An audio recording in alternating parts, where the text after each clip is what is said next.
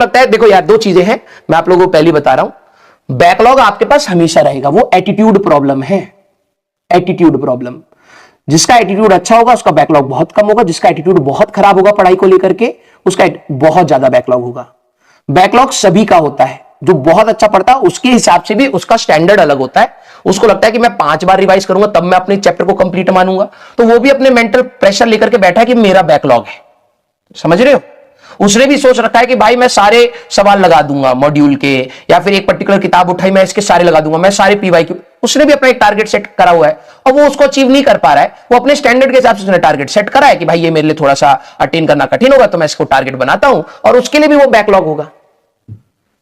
Problem मेरे को उन बच्चों से है जो सिर्फ प्रॉब्लम करते हैं। आपके पास भी उतना ही मतलब मैं बोल दूंगा, मेरे को बहुत गुस्सा भी आ रहा है, पता नहीं क्यों। तू एक्सक्यूजेज अगर गिनने वाला इंसान है ना बेटा, तेरा एटीट्यूड अगर सही नहीं है, तू एक्सक्यूज ही बनाएगा। लिटरली बता रहा हूं, मेरे बोलने से, तेरे पेरेंट्स के बोलने से, किसी और टीचर के बोलने से कुछ फर्क नहीं पड़ने वाला।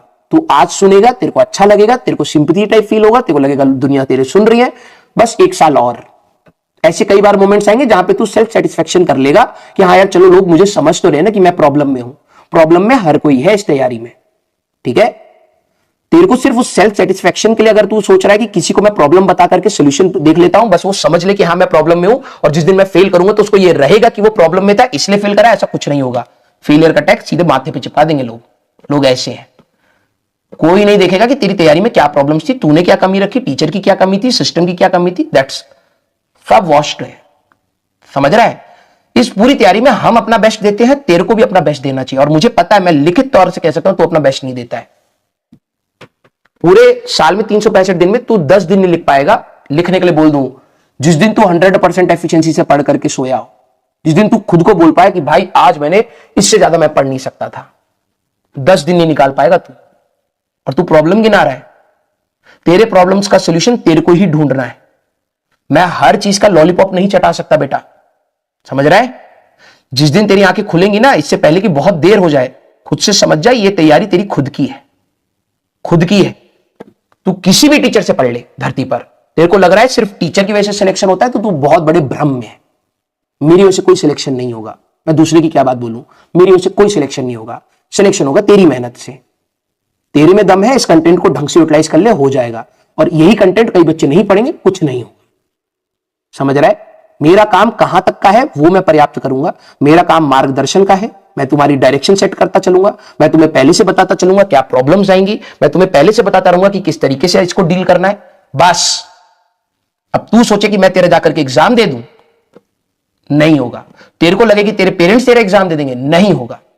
हर कोई अपने हिस्से की मेहनत करके तेरे को दे रहा है। जिस दिन तू जाग जाए कि हाँ भाई हर कोई अपने हिस्से की कर दे रहा है मेरे लिए, मैं ही एक्चुअली में वो कल्प्रिट हूं जो नहीं देख रहा है। और जिन बच्चों को ये एग्जाम के रिजल्ट वाले दिन रियलाइज होता है ना, उससे बड़ा कोई प्रॉब्लम, मतलब इससे छोटी कोई उनको वो नहीं लगती अपने लिए जगह कि भाई इससे ज्यादा कहां जाकर के मैं छुपूं। तो प्लीज अपने ना भ्रम में से पहले तो बाहर निकल आओ, ठीक है। आपके स्कूल के एग्जाम का तरीका मैं आपको बता चुका हूं। अब तू बोले कि नहीं सर मेरे स्कूल में इस तरीके से एग्जाम आया तो उसके कैसे मार्क्स आएंगे।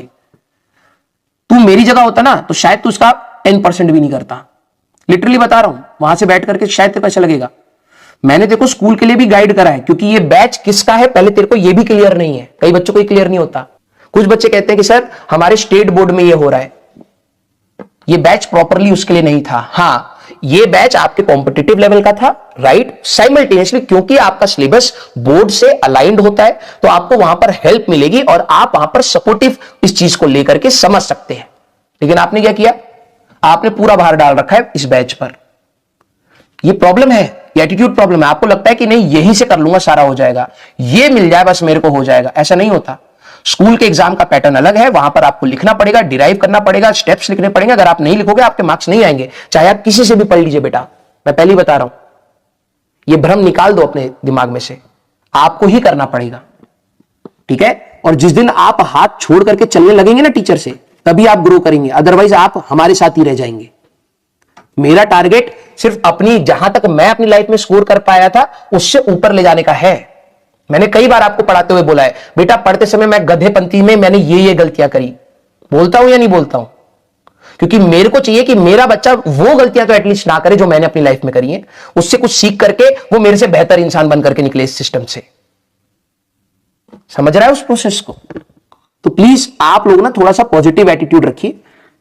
रोने पीटने वाले बच्चों की ना लाइन 2 लाख के बियॉन्ड होती है, वो रो ही रहे होते हैं, करने वाले अंदर होते हैं। तो आप डिसाइड कर लीजिए, अगर आपका एटीट्यूड रोने वाला है तो आप 2 लाख के बियॉन्ड ही गिरेंगे जाकर के रैंक में, और अगर आप करने वाले हैं बच्चों में से तो आप अंदर आ जाएंगे। अब आपके ऊपर है बेटा।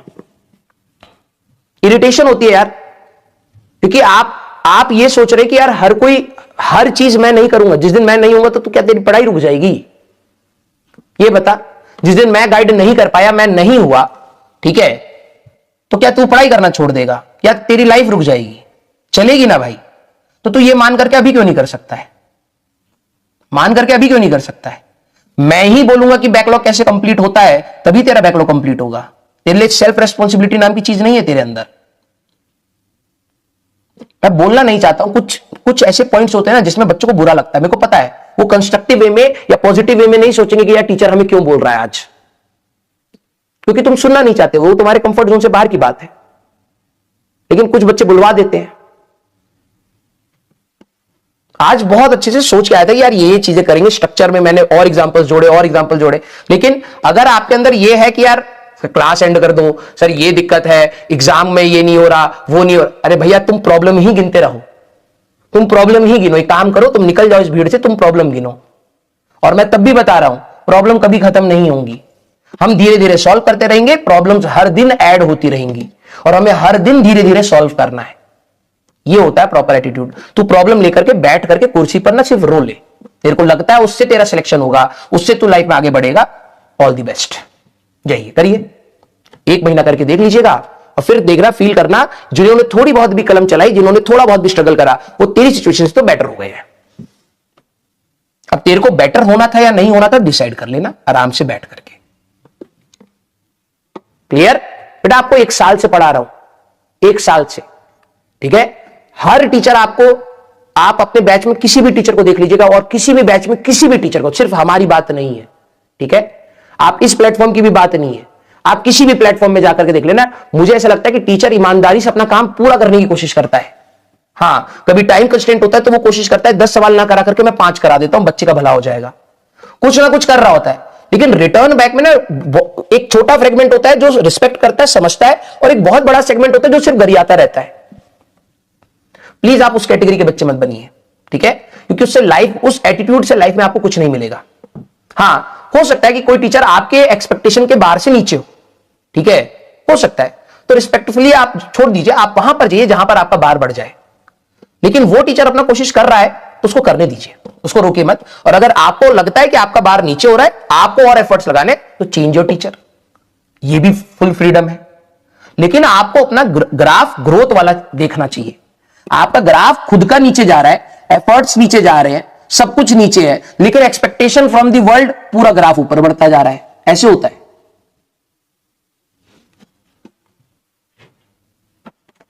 सुधरिए बेटा, समय आ चुका है, ठीक है।